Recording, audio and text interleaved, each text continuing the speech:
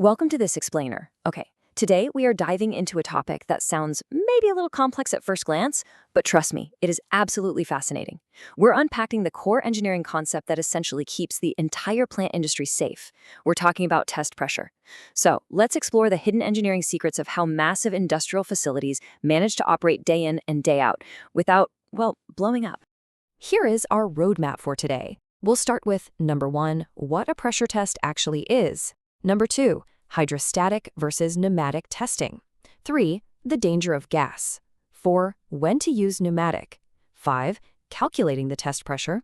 And finally, number 6, temperature and the LSR. So let's jump into section 1. What is a pressure test? It's all about ensuring safety before operation.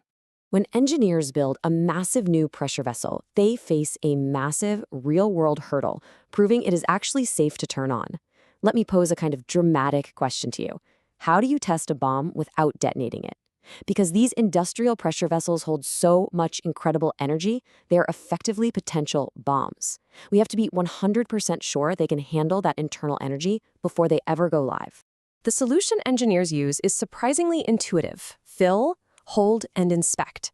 They simply fill the vessel up with pressure, hold it steady for a set amount of time, and then meticulously inspect the whole thing to make sure the structure doesn't deform, take damage, or spring a leak. That, in a nutshell, is the core of a pressure test.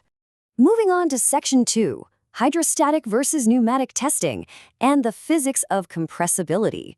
So what exactly are we pumping into these giant vessels? Well, we basically have two options, and they are separated by one fundamental rule of physics. On one side, you have the hydrostatic test, which uses water. Water is an incompressible liquid, making this method very safe. On the other side is the pneumatic test, which uses a gas, like nitrogen. Gas is highly compressible, and honestly, that single word, compressibility, dictates an extreme risk of explosion. Which brings us to section 3, the danger of gas. This is when compressibility becomes lethal. Because gas can be squeezed down, running a pneumatic test is basically creating a giant, high-energy bomb right there on the site.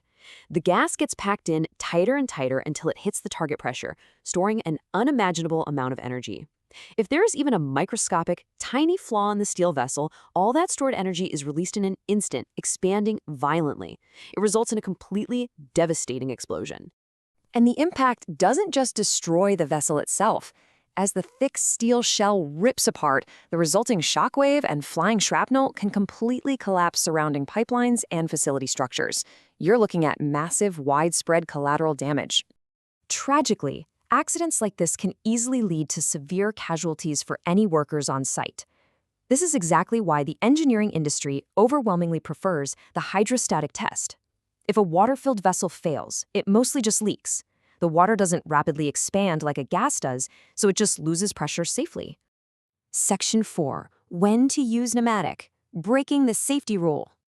Okay, so you're probably wondering, if gas is so incredibly dangerous, why on earth would engineers ever choose to use it?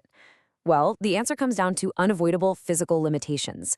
Sometimes the equipment's foundation literally cannot support the massive weight of the vessel being completely filled with water. Other times, the internal shape of the equipment makes it practically impossible to perfectly dry it out after a water test. And if leftover moisture would dangerously contaminate the chemical process later on, you just can't use water. It's really only in these very rare, unavoidable cases that engineers bite the bullet, strictly control the area, and take on the risk of a pneumatic test. Let's look at section 5, calculating the test pressure. This is the engineering math behind the safety. To safely control these tests, engineers use strict formulas to calculate the exact pressure they need. Both methods start with the maximum allowable working pressure, or MAWP, but notice the difference in the safety multipliers here.